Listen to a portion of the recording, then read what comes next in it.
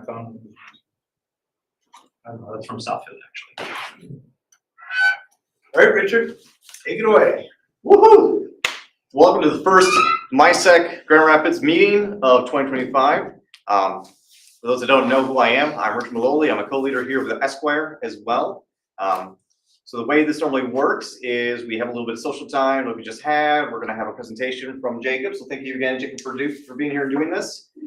Then we're going to probably head over to, I think, the Commons is what we're thinking for food and drink and more social time. Very relaxed, no pressure. And then the next Thursday, so we meet on the second Thursday and fourth Thursday every month. That'll just be a pure social one. We'll find a bar, coffee shop, whatever to go to and just hang out. All right, take it away, Jacob. Alrighty, for those who saw my first presentation, this is going to be very different, a lot more informal. I have a lot of issues with Microsoft, even though I love Microsoft. I love Active Directory. I love learning about Active Directory. There was a lot of issues with it, including especially with the way we're moving to cloud. Don't like how Microsoft's doing it. Please jump in if something pops in your mind that you also have issues with based off the current slide that I'm talking about. As I mentioned, this is not a super formal presentation, so I'll definitely have questions at the question section at the end, but just hop in and ask a question along the way, as I might deviate from the bullet points on the slide. This is kind of just whatever pops into my mind as I'm ranting about Active Directory, hybrid, and cloud. Starting off with on-premise, the main bullet points I'm going to kind of rant over: Active Directory Certificate Services, Kerberos, Microsoft Identity Manager, default configurations, the System Center Suite, and Active Directory Federation Services. So Active Directory Certificate Services, if you see my previous talk, so I'm not going to spend a ton of time on it, why the heck does Microsoft install everything HTTP instead of HTTPS by default? That's incredibly dumb. This is even if you do a fresh install, like you've never had ADCS in your environment, you install it out of the box today on fully patched server 2025, it's going to enable HTTP instead of HTTPS. The default configurations there are 28 default configurations. If you just install the web, if you hit web enrollment and go next, it will install 28 different vulnerabilities by default. And again, Microsoft hasn't updated this, but they're saying hey, we're going to continue supporting this. They updated it for server 2025. So it's one of what they define as a mature product. It's not a legacy product like Microsoft Identity Management, which we'll get to in a second. Again, the other thing is they give terrible guidance for a standalone CA versus an enterprise CA. For context, an enterprise CA is something that's connected directly to Active Directory and standalone separate. But the thing is, it's these vulnerabilities only affect enterprise CAs. Well, no, they affect standalone CAs as well. So if you have a standalone CA that you're then importing the root cert into Active Directory via GPO or Intune or a System Center configuration manager, it's just gonna, the same vulnerabilities exist, but you're not gonna think they're in your environment because Microsoft's hey, this only affects enterprise, but it's the same stuff. It just, do you connect to AD by default or not? Then I don't know if you saw the whole thing about EKUU, also known as ECS 15. So by default, when you have a user template or a computer template in Active Directory, it's a version 1 certificate. And I had talked a lot about extended key usage, which defines hey, what a certificate's used for. Turns out in version 1, it's a suggestion. You can just put anything you want and it will use it for that. So even if you have a certificate in V1 that's oh, this can only be used for web server authentication, or message sign-in for SMEI for Outlook. No, you can make it client authentication, allow it to impersonate other users because Microsoft. It's patched now, but it's not actually deployed via Windows Update. You mainly have to go download the patch and install it on all your ADCS boxes. Otherwise, it's not going to patch. Thanks, Microsoft. Wow. I can tell you why they're doing that. Jacob, can you tell us just a little bit about who you are and what you do when you're not giving talks at MySec? I was purposely avoiding that because of how informal this is going to get. So don't use the name of the company. My name's Jacob. I just want to know a little bit your experience. My name's Jacob. I'm currently a penetration tester. I've gone on 3 years doing that. Before that, I've been in defense contracting, doing system engineering, network engineering, Active Directory engineering. Before that, a little bit of higher ed. And I've worked now for 2 MSPs within there, so it's been a bit of a fun life. And so most of my life is centered around networking and Active Directory. And so this is over the last going on 9 years now. 9 years of built up ranting about Microsoft and how I love Microsoft, but please fix the way you're doing stuff. Then who here probably uses Intune? I'm assuming a decent chunk of you. Fun fact, by default, the connector, if you run the certificate connector, runs a system and has a default RCE because any user who's authenticated, so the everyone group in Active Directory, which means any authenticated user, can actually connect to this, and this runs a system context on anything you have it installed on. So let's say, oh, I don't know, your ADCS box is a domain controller, which is like 85% of environments. You've just given RCE to your users on your domain controller through the Intune connector. So please don't follow the default and don't run it in system context. Give it a service account, give it least permissions. And again, Microsoft, please stop telling people just to click next on your installers. There's a reason you have documentation. Or if you are going to have next on the installers, make it do the most secure by default, because the only thing they're doing secure by default is the cloud. And even then, that's a thing. Kerberos. Why is DES and RC4 still a thing? If you greenfield a domain in server 2025, there's still options you can turn on. DES is an 8-character key space, so like it takes like a couple hours to guess. This is back from still when the NSA banned strong encryption from the US. RC4 is arguably worse. The only thing saving RC4 is by default. Sometimes Microsoft will set it to RC4 HMAC, and HMAC still is saving the butt out of RC4. But if you don't have HMAC set up on your domain controller, it's going to default to old RC4, which is, again, incredibly broken. Who here has ever used Curve Tray from back in the day? They got rid of it. It used to be a great graphical interface for interacting with Kerberos tickets on a local machine for troubleshooting. Now it's a command line tool called KList that doesn't have half the feature set. And they got rid of Curve Tray in 2008. And it's like, guys, how do we troubleshoot now if I can't see all the error codes? I'm just getting a generic error code, and then I have to go look it up in the Microsoft documentation. But the documentation might just be like time sync error. Okay, where's the time sync error? If you're running an intermediate KDC, like, how do you know if it's the primary KDC, the intermediary KDC, or the endpoint KDC running on your box? There's no way to tell, really. You just have to kind of troubleshoot along the way. Not everything supports Kerberos. Even within the Microsoft world, not everything supports Kerberos. For example, by default, again, ADCS doesn't support Kerberos by default. You have to go enable it. So if you follow the Microsoft documentation to fix the HTTP to HTTPS issue, it tells you to disable everything but Kerberos.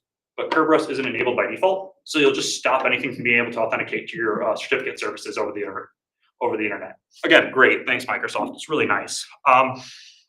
There's a lot of authentication issues. Fun fact, Kerberos from Microsoft is not the RFC standard. So if you just try to drop it in the box to like work with like a Linux device, it's not gonna work, and it's gonna try and fall back to NTLM v2 authentication.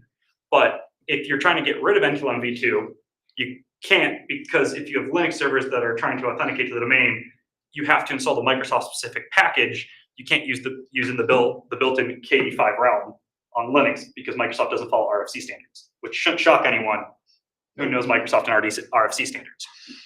Luckily, Microsoft is finally, in their good graciousness, with Server 2022, I think, and definitely Server 2025 and like a later update of Windows 11, they're finally going to give us to where any machine can act as an intermediary KDC, but that opens up a host of issues. That means now you have to properly secure your laptops, because that laptop out at a coffee shop, if they're on a VPN that can see your domain controller, they can allow an attacker in that coffee shop to try and use your laptop as a KDC, intermediary KDC, to access your domain controller through the VPN if you don't set it up right. And it will be enabled by default. Why? Because they're trying to kill NTLM v2 in the next one, and so they have to enable intermediary KDCs for local authentication. Fun fact, there's a way to fix this. It's been a thing since like 2012. It's called fast armoring, because rolling a step back, do you know, like, the whole point of NTLM v2 going to Kerberos was, hey guys, we can man the middle NTLM v1, and we can like crack the hashes, we can relay the hashes. Guess what? Kerberos doesn't fix that by default, because Microsoft by default implements the implementation of Kerberos 5 from 1999 from the original MIT paper. They don't implement the new standard from RFC 6113 by default. You have to go enable it, and then you have to go configure it, because by default, if you just turn the GPO on from Microsoft, it will just allow NTLM v2 fallback, even if you turn on the credential hardening.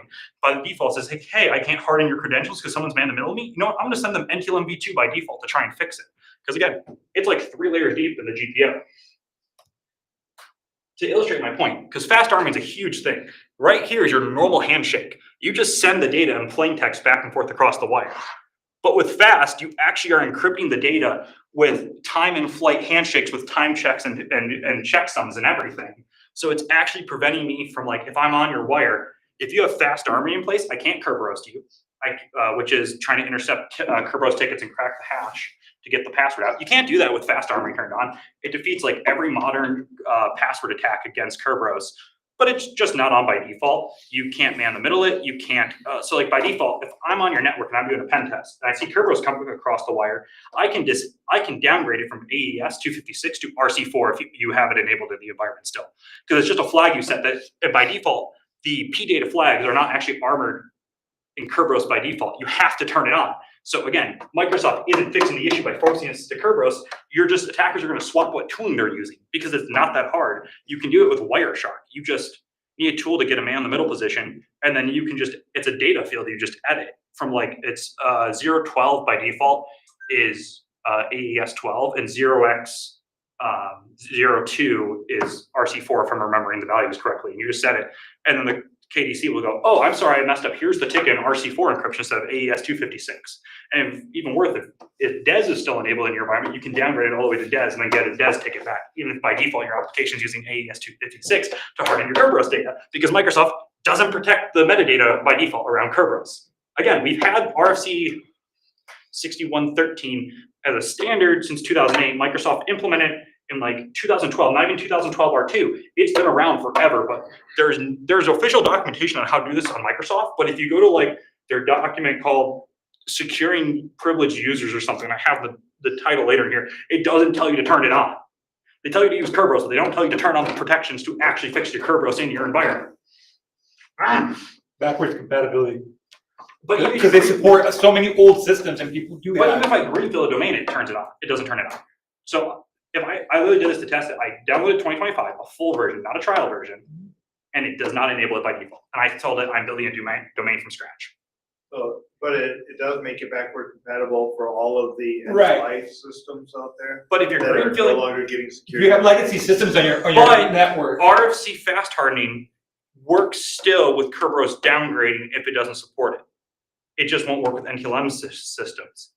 And curb roast as a standard has been around since 1999. So I'd argue if you are running systems that don't support curb roast at this point in time, you should have technical specialists who know how to maintain them. And if you're going to take the educated risk to keep them in your environment, your team should know how to configure it.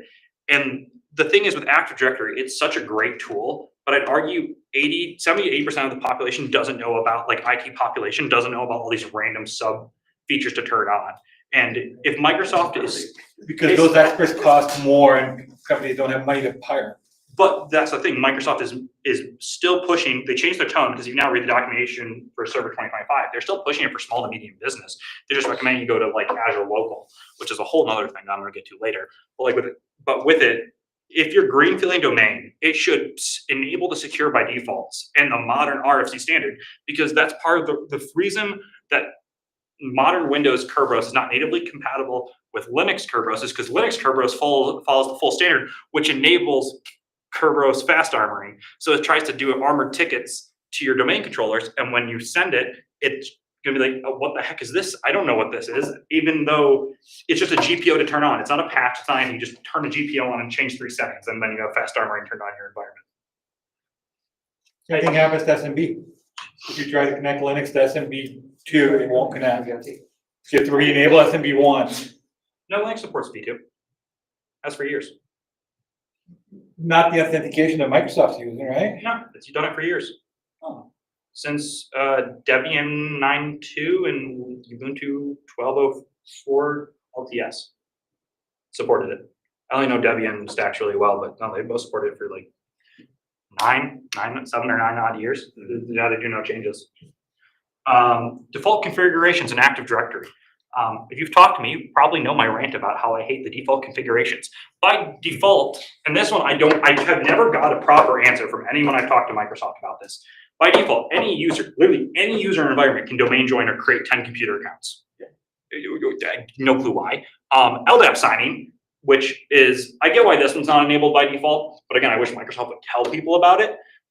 So LDAP signing is similar to how SMB sign works, but like it's at the LDAP as a Microsoft proprietary protocol, because everyone else in the world uses LDAP S and LDAP with Start TLS to use HTTPS to do the signing under the hood with some channel binding stuff, which is in the RFC standard. But Microsoft's like, no, we don't want to actually encrypt your data, so we're going to make our own standard just to do checksums. And it's not able by default. And if you don't have it enabled, people can just relay to LDAP.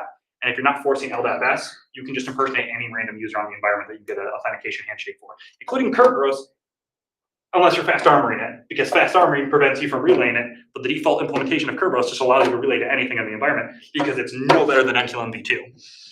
LDAP channel binding technically should be LDAP S channel binding. It's a mechanism within LDAP S, I should say LDAP with TLS is really the full name of it, where you send LDAP over a traditional like TLS tunnel like you would like think HTTP traffic, and it basically puts easiest way to explain it is a tripwire, where if the channel bind's broken, it knows something down the middle, and then it stops the connection, makes you do the whole authentication handshake again. It's not enabled by default. Even if you, again, stand up a brand new server 2025, even if you spin up an Azure-based, so for those of you who know there's a difference, there's Entra ID, right? But then there's Entra ID domain services, which is basically domain servers in the cloud, right? Even that doesn't have channel binding turned on by default. And that's, you have to go deep, you have to log in with PowerShell to go change the settings on domain services, because there's no way to do it through the freaking GUI. And it's like, Microsoft, please stop making me use PowerShell to go manage stuff in the cloud. Just give me the admin endpoint in the cloud or in the Graft API. They're giving you the Linux experience. LDAP, but like the thing is with Linux, you know what you're getting into. I know. SMB signing by default, only domain controllers are signed. Nothing else in your environment is signed. No matter what, even if you run Server 2025, even if you run Windows 11, supposedly that's changing when Kerberos comes out. Sorry, enforced Kerberos comes out, but it's Microsoft. They've already pushed back when they're killing NTLM v2 like 4 or 5 times now. So who knows at this point? But again, same issue. SMB signing, it's a Microsoft proprietary protocol. And now we really should. We're so far behind as an industry where signing is not even enough now. I can see your data in flight. I can still extract the password. I can still extract the contents. SMB v3 implements SMB encryption, which is a step above that. But we're so far behind as an industry, we can't even move people to SMB encryption because we haven't even got them to the first step of signing their data across the environment.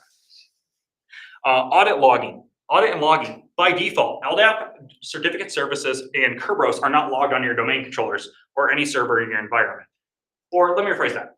Sufficient logging. All it will say is, hey, something logged in, something requested a certificate, and maybe it will give you the username. Half the time it just says it's successful. But here's the thing, that username isn't necessarily the username that logged in. It's the username that I think logged in. Because so Microsoft, for genuinely a good way, if you've ever heard of ETW, event tracing for Windows, it's like kernel level logging. For some reason, by default, audit log doesn't use ETW to pull its event data. It uses user space data. You just have to go enable the setting to use ETW, and to get really good data, you have to use a different tool from Microsoft, a la Sysmon, to actually get the proper data out all the way from ETW.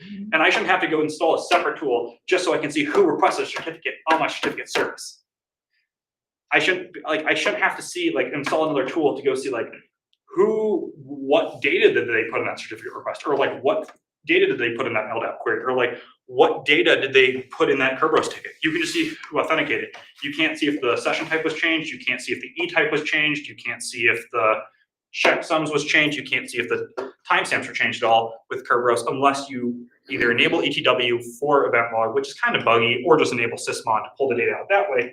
But there's not a great way to natively ingest Sysmon on the endpoint itself. So you either have to run another tool or offload it to another centralized storage solution. But again, that's taking a step up where you're starting to get more into SIMs, which are great or log aggregation of some sort. But are we expecting really the mom and pop shop who maybe is running a domain controller to really know or have the money to go pay someone to go set up a log ingestion or SIM?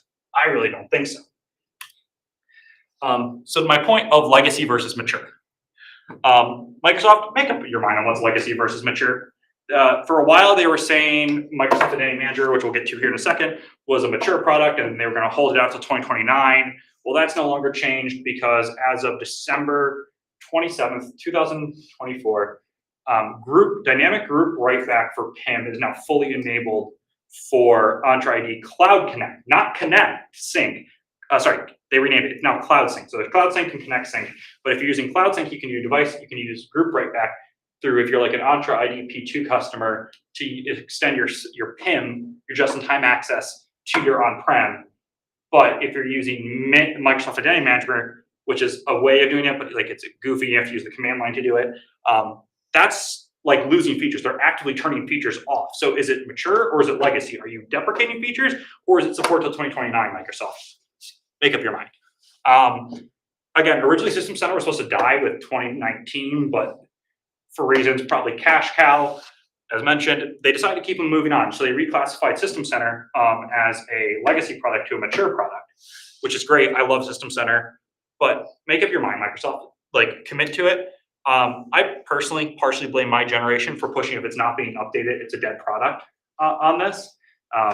As a 2000s child, I will take some of the blame, but it's the amount of people I've like come up with in college and like fellow like help desk people who like were starting at the same time as me, talking about how, oh, you know, Active Directory hasn't received a major update in a couple of years. It's dead. We have to go cloud only, cloud first. You lose so many features and security controls when you actually go to the cloud. Like, and I'll get to this in a little bit in the presentation, but like by default, not every action taken, even with E5 security, is actually logged in Microsoft Online. You have to go in through the Graph API to enable most of it, but there are some settings you can only enable if you go through the undocumented APIs, because most people don't realize this is the whole second set of APIs that are fully undocumented from Microsoft that you have access to. That's the only way to access the admin endpoints that are not shown in the GUI, that are not shown in the PowerShell, and are not shown in the Graph API. Because Microsoft loves, I don't know what they're doing at this point. I think they have like 40 different teams probably working on this stuff, and they're probably destroying it because of that. So Microsoft Identity Manager, or as I call it, MIM. It's released in 2016 to replace Forefront Identity Manager. It currently contains, it used to have a PIM solution, but now it just has a PAM component, a service portal, synchronization service, and self-service password portals. But they used to allow you to run an on-prem MFA server for those portals. They turned it off in 2022. So now you either have to roll your own, as I mentioned here, got rid of on-premise and Microsoft native MFA solutions. So now you have to either use a custom MFA provider, think like Duo, or you have to run Windows Hello or smart cards. Not that Windows Hello or smart cards are bad, but really the only way to do Windows Hello nowadays is running in hybrid mode, which in that point, Microsoft has kind of killed this. But the funny thing is, if you go into the documentation for Microsoft Identity Manager, it doesn't talk at all in that documentation about how Cloud Sync with P2 licensing has now replaced this tool. It just says, hey, this tool is now supported until 2029, but we're gonna update you later on what the replacement for it is. But if you go to the documentation for Cloud Sync, it says, hey, this is how you can replace your MIM solution. So disjointed documentation, you have to know about group write back from Entra ID to AD. There's always been AD to Entra, obviously. But so now they got, like I was talking about, they got rid of different components. So now you no longer, if you're using MIM, you no longer have reporting. You have to now subscribe to Azure Arc, which I lied, that's actually gone. You now have to use Azure Local for that. As I said, it's supported until 2029 for Entra ID P1 and P2, and it reached end of life in 2021. What they really mean by end of life is we start taking away features. So you start buying Entra Suite to get more features at $12 a month per user instead of P2, which is $9 a month a user, if I'm remembering my licensing correctly. This is the document I was talking about. They now recommend you use the document securing privileged access, but that doesn't even talk about like half the things you need to do to even get your AD to what I call a stable state, because they've dropped now, and I think erroneously so, they've dropped what used to be called the 3-tier or the 5-tier model, where you'd have your IT, your user space, and then your machine or production space, and then sometimes you have a dev for user and production, so that's where you get either 3-tier or 5-tier. They no longer recommend that. They just say, hey, throw everyone into one bucket. Don't worry that your IT users and your your mission critical components and your receptionists are all in the same user space. No, that nothing can go wrong. No one can escalate privileges. No one can move across, because even if you implement PIM from Entra ID, unlike MIM, which created a separate bastion domain within the forest, using the just-in-time permissions from Entra ID, it just pushes an update, but you can still update directly via AD and move the user into the secured user group, and it just won't.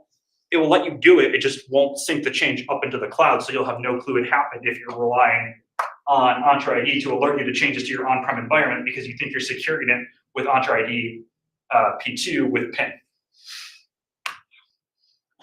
Systems, this got very small. Long story short, this is just the listed out different versions, not different versions, excuse me. The different components of System Center. There's Operations Manager, there's Configuration Manager, which I think is everyone's probably most familiar with. SCCM also used to be known as Microsoft Endpoint Configuration Manager, MECM. It was originally called SMS. That I did not know. Way back. So it's gone through a variety of names, but I think it's the most widely known. There's System Center Virtual Machine Manager, which basically is Hyper-V and VMware allows you to do to basically manage your VMs, spin it up dynamically. Basically what Azure Local is trying to become. But like, again, just like we've seen with like Intune versus SCCM, it's missing a ton of features that Microsoft has had. I think there's not been major updates since like 2012 timeframe. So Microsoft has had capabilities in this whole thing like System Center Data Protection Manager or Orchestra, which allows you to basically automate all your tasks. Again, you'd have to pay for a separate licensing on top of any additional licensing you want with Azure Local. And again, this is a mature software. This is still a great piece of software. It's been released in 2022 and 2025 have new updates. So Microsoft obviously cares about keeping it secure, keeping it up to date, but they don't really have, feature parity with the stuff they're trying to replace it with, which is why I hope they keep it around for organizations that still do need this certain feature set. Active Directory Federation Services. Microsoft is trying to kill this in favor of Entra ID connectors. This is partially due to the lack of experience in learning. Microsoft, if you go to learn.microsoft.com, there's a lot of great courses there. However, Microsoft has fully removed all Federation service learning for free from their website because they're trying to kill it. However, they constantly provide updates. They just updated it like 2 months ago with like a feature set. And I think this is often because ADFS is often a hellhole of a process. You do have to deep dive into documentation and hours of troubleshooting to get it set up. There is the need for properly configured public key infrastructure. See the ADCS rant earlier. There's load balancing, high availability, because if you only stand up one ADFS server, it goes down. Well, you're not getting to Entra ID because it's real time, as where the cloud sync connector, right? It requires an update every 30 minutes, so it's caching in the cloud. But the advantage of ADFS is anything you do is real time in the cloud. So we've had the capability for real time updates between on-prem and Entra ID since I think this came out with Server 2008 or 2 Federation services. Someone correct me if I'm wrong on my memory. But the thing is, we don't have those same capabilities in connector, even though, again, Microsoft has had Azure Active Directory connector around forever, which has then evolved into Microsoft Entra ID connector. There's the SSO is a lot more refined, funnily enough, than seamless SSO. But if you do the SSO wrong, if you set up your SSO wrong with ADFS, it requires constant authentication prompting. But the thing is, the things that you need to do for modern ADFS aren't set up in the documentation. Like Microsoft doesn't document the changes anywhere because Microsoft doesn't seem to update their documentation.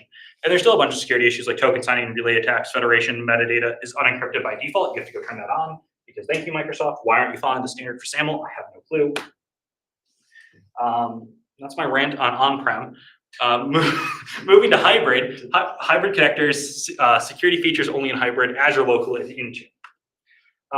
Microsoft, please make up your mind between Connect Sync and Cloud Sync. There are features that are only in one or the other, but Microsoft says we're going to get rid of Connect Sync eventually and go to Cloud Sync. But like, you can't update device data with Cloud Sync. You have to do that with Connect Sync. But if you want to use the modern features like device write back, or sorry, group write back or user write back, you have to use Cloud Sync.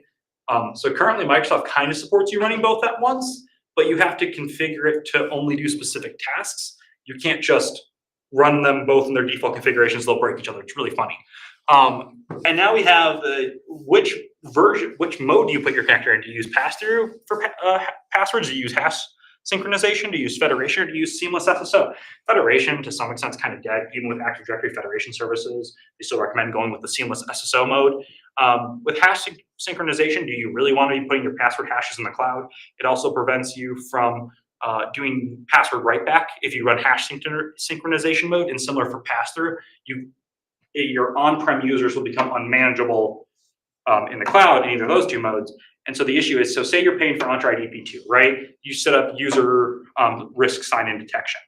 If it flags on that, it will lock the user out for about an hour before it will properly figure itself out, because the Entra ID connector can't update the user on-prem to show them as locked unless you have Microsoft Defender for Identity installed. That can, But the issue is when you go to unlock the user in the cloud, it will say, hey, this user's managed on-prem. You have to go unlock them on-prem, but connectors won't update them as they're locked. So you can't unlock them until they auto time out after about an hour. It's really great. Why is the same time? You can't do that with Defender. What? You said you can't do that with a. Defender for Identity if you have it installed on a domain controller. So if Microsoft had just put that in place for all of that, like it has technology, it's got the way to do it, but just hasn't done it. Well, no, you can switch it to seamless SSO mode, then it'll do it. So you just got to know what mode to. But yeah, you have to choose. Well, it's the same thing that used to happen between Active Directory servers in different locations. It'd take 15 to 20 minutes to sync. Mm-hmm. And that's because SSO is a heartbeat system and those are scheduled systems, basically. But what I don't understand is why even with modern domain controllers, they have it where if you do a password change, you don't have to wait the 15 minutes, it'll just push it across, right? Why is that not a thing for the cloud syncs and the connect syncs? You still have to wait 30 minutes, even though Microsoft has had multiple ways to push cloud to on-prem live, so to speak. Like I had mentioned, PIM to on-premise security, you can only do it for cloud created groups. So what you'd have to do is if you want to actually use it, you'd have your domain admins, your built-in domain admins group. You then have to go create a second domain admins group as a member of that is created in the cloud that you then update. But the thing is, it's not reconciled if you directly update an Active Directory. So say you're monitoring the cloud for changes to that group, an attacker through like traditional on-prem tools can add a user to that group and it will never show up and never get the security features that you're enforcing via the cloud. They have to be cloud first. Again, I don't know why.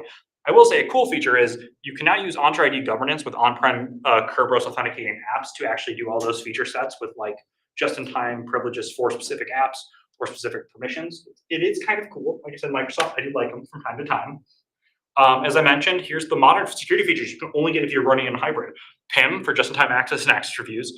Passwordless authentication, yes, you can use smart cards without hybrid, but to get FIDO2-based authentication or application-based authentication, think like Microsoft Authenticator, have to be in hybrid. If you want to do on-prem, you can't. They got rid of the on-prem solution for MFA, so now you have to use a custom provider, a la Duo, if you want to enforce login without a hybrid connection. Local admin passwordless solution, not passwordless solution, local admin password solution. That requires you to do hybrid now. They're killing the old on-prem only version in a couple of years. So again, killing off mature products where I don't think they need to be marked as legacy. Unified identity management, you have to be a hybrid. Otherwise, you can't merge your cloud and on-prem accounts, which kind of makes sense. Risk-based conditional access. Think like your user risk and your risk sign-ons from Microsoft. If you enable like Microsoft Defender for Identity, it actually doesn't get that feature set unless it's cloud connected. So you can't like disable the internet fully on a domain controller with MDI installed, or otherwise it will just fail to run these detections that you're paying that money for.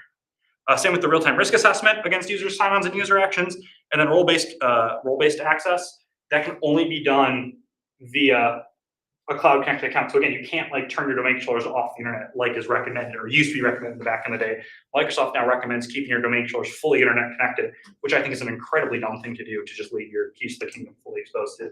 Obviously, They want you to get off of the on-prem, basically. That's what they're pushing. Azure Local. They recommend Azure Local certified devices. So they want you to buy a specific device from like Dell or HP or Supermicro or Gigabyte.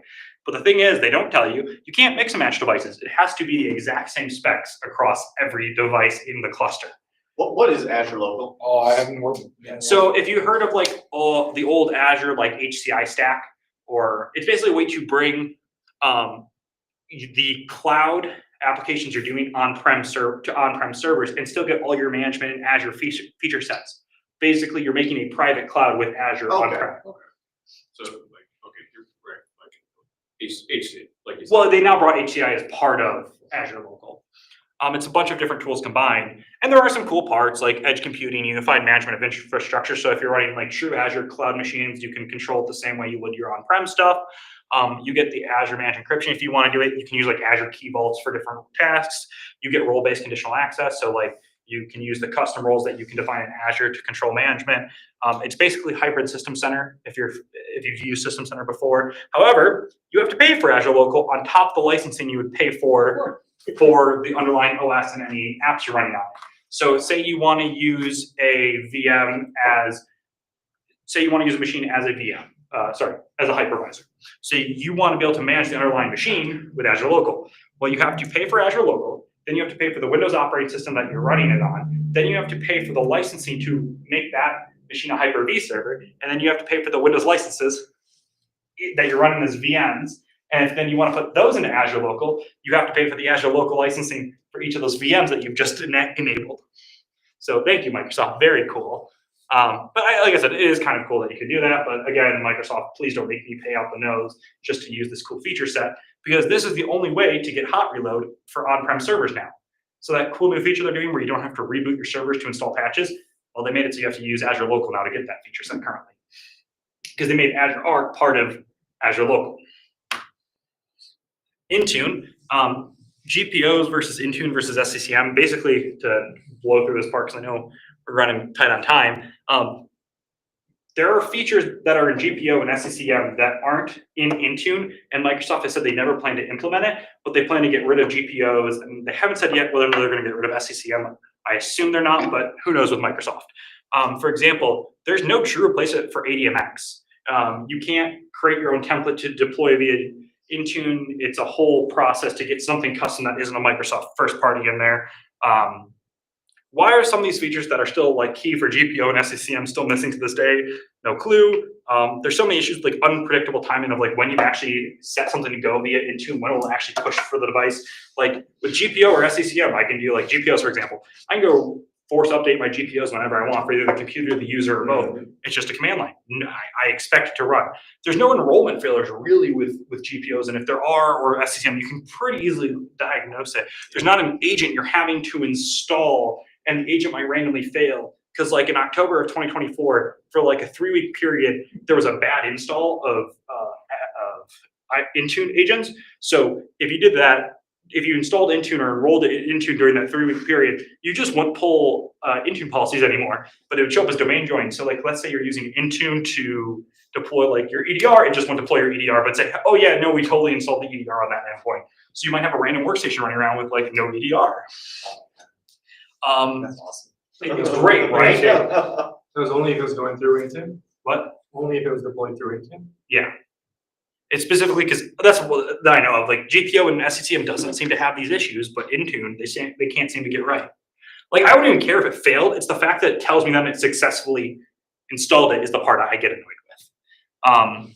To some extent. Isn't Intune the direction Microsoft's going? Like I had heard they are getting rid of SCCM and GPO. Yeah. Well, GPO they're getting rid of for sure, but then they said they're getting rid of SCCM originally, but then they announced that they're not getting rid of SCCM now.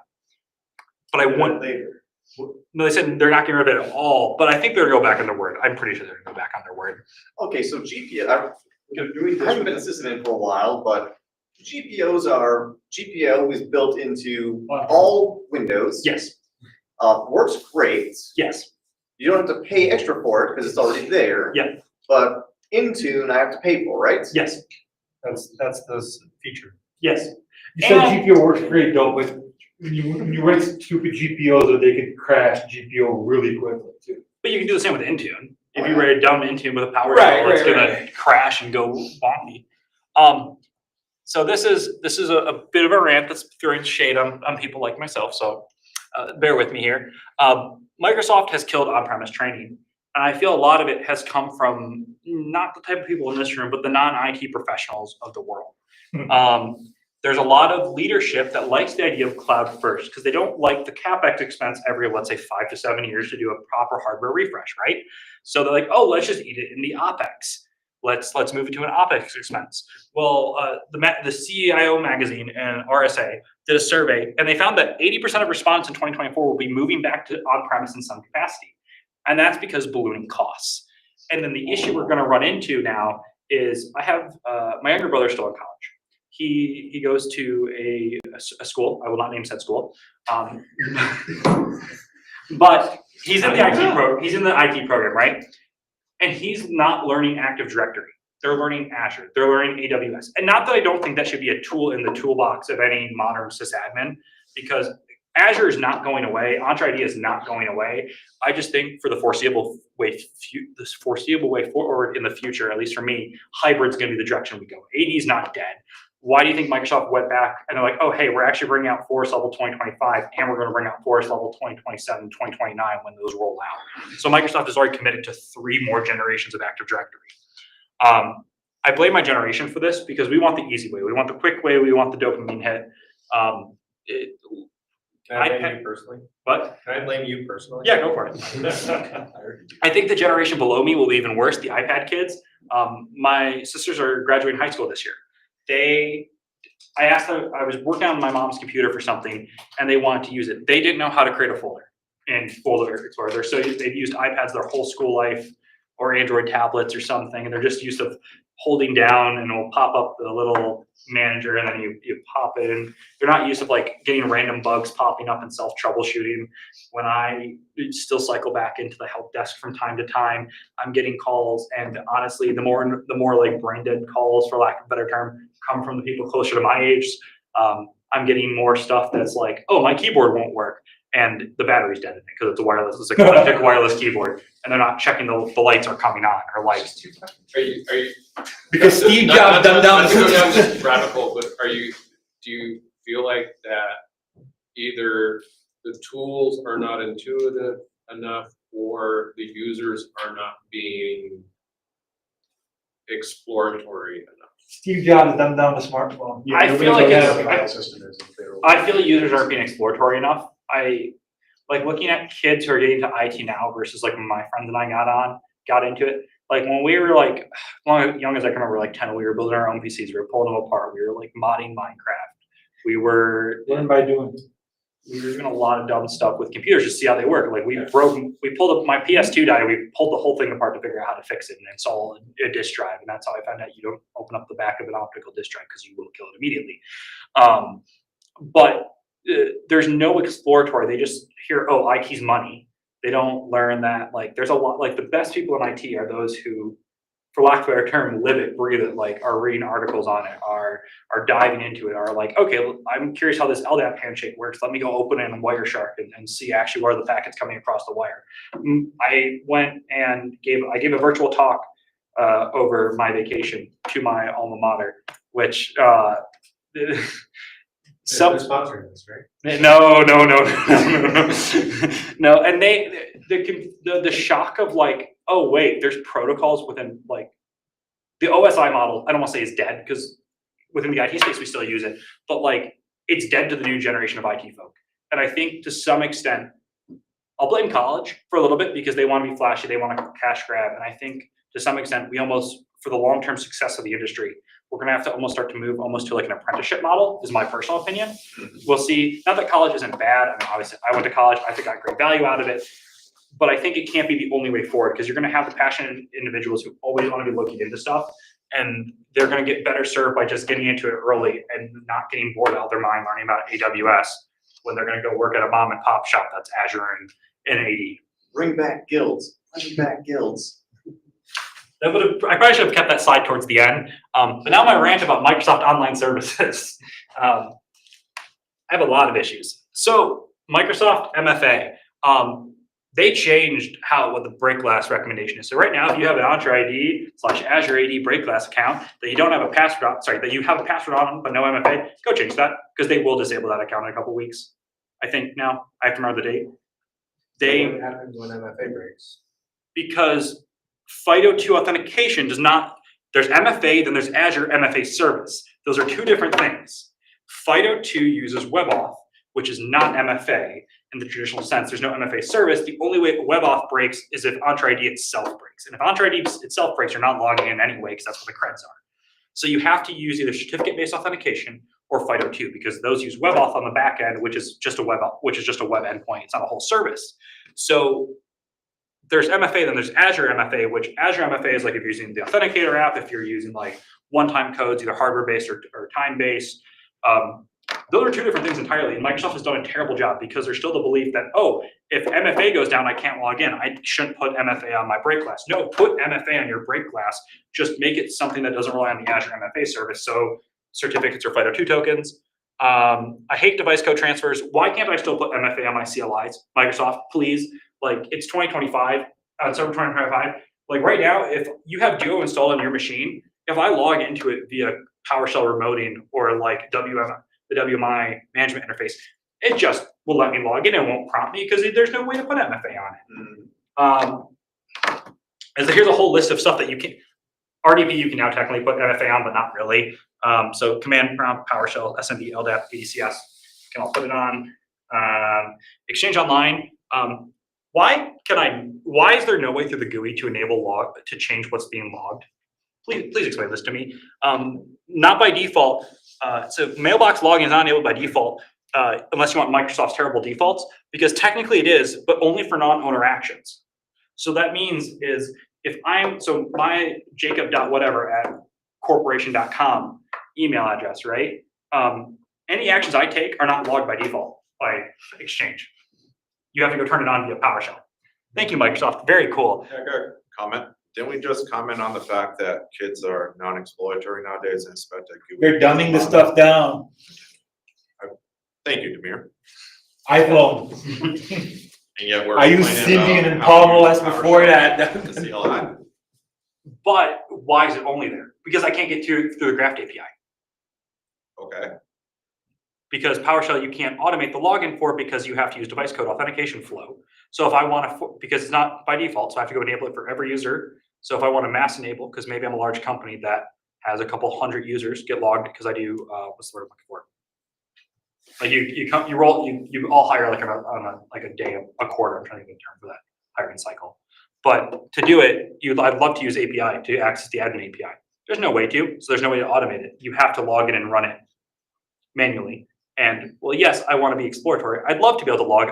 Love to write something where I could kick it off via the Graft API and just turn on those settings by default and then have a check run once a month. It says, hey, did anything get turned off? But no, you have to just make it a ticket to go run.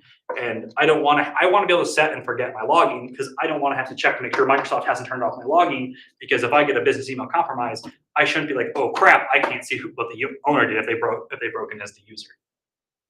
I think Yeah, there's they're something called looking at the like next Azure generation, not automation you. you can do. What? Azure automation, there's Nope. lots of stuff you can automate. Nope, there's no way to do the logging through that because that uses the Graft API, You can still run PowerShell through it. but not with device code authentication because it requires interactive login. It's only a 15-minute window you can log in. Okay. So if there's a way, Microsoft, you'll have to tell Microsoft, because on their documentation for this, it says there is not a way to do this besides device code authentication flows.